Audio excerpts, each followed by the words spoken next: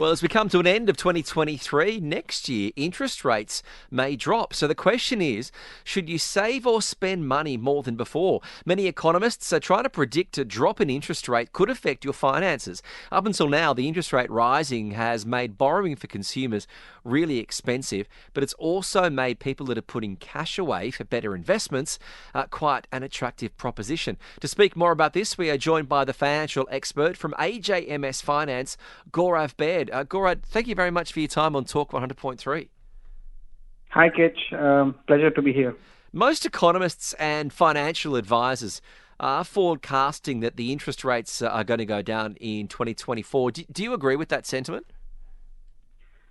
I mostly concur with the view that the interest rates will go down, in 2024. However, it's very difficult to predict when will they go down. I am looking at probably, some are saying it would be February 24, but I am most likely looking at around May 24 that, the Fed will start reducing the rates. And the expectation is that there are going to be 3 rate cuts in 2024. Yeah, so probably starting May 24. 3 rate cuts is what we saw that came out of the Bank of the English economists said, affecting the UK economy rather.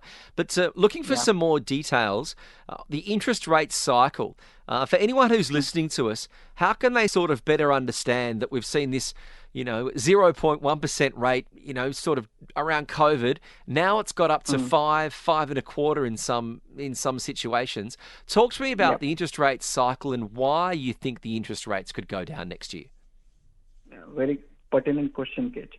I think for listeners to understand the interest rate cycle, I think mostly, let's put it more simply, there are various phases for an interest rate cycle, right? The important phase that we are currently looking at is probably where, we have seen the tightening and we are likely to see some loose, market.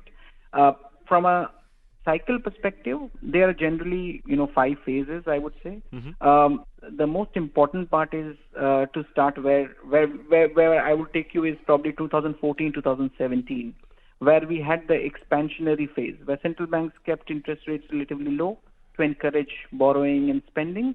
And this helped the economy, increasing the economic activity in most of the companies. Here we are mostly focusing on the U.S. markets because, as you know, we are in UAE. And UAE dollar AD is pegged to the dollar. So we are mostly aligned to the US cycle. So once the expansionary phase in 2014-17, which you saw, was the expansionary phase. Generally, expansionary phase is followed by a slow tightening phase where the interest rates, the central banks think, it's time to cool down the economy because there is heavier inflation that they see. And they start slightly tightening the interest rates, which leads to contraction. And contraction not only on the interest, but also on the economic activity. Like we saw in 2022, 2023, where, as you just mentioned, 0.1% to where we are today at 5.5%.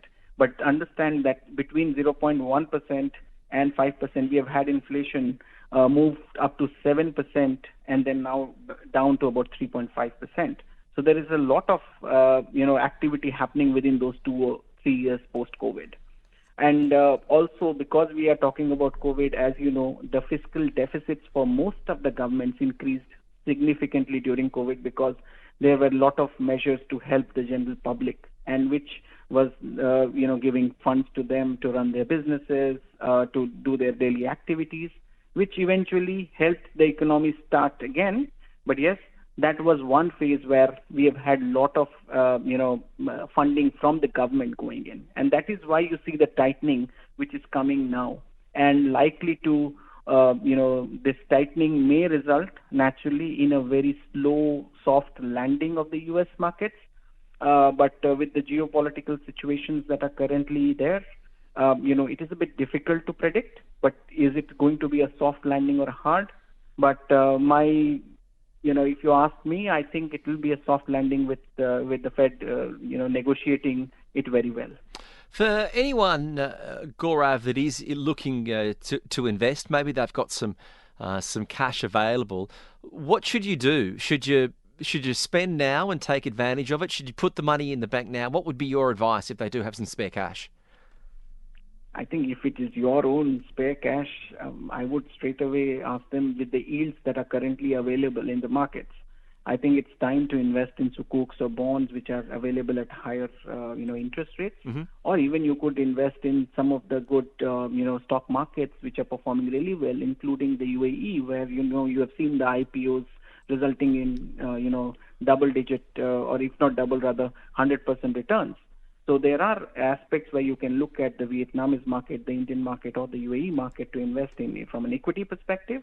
And the sukuks and the bonds, I think wherever you go, you can get a very good, interest rate on your return. So probably if you are asking me, I would invest my funds in these at this point of time. Well, Gaurav Baid, we do appreciate your time, the financial expert from AJMS Finance. Thank you for your time on this Friday afternoon.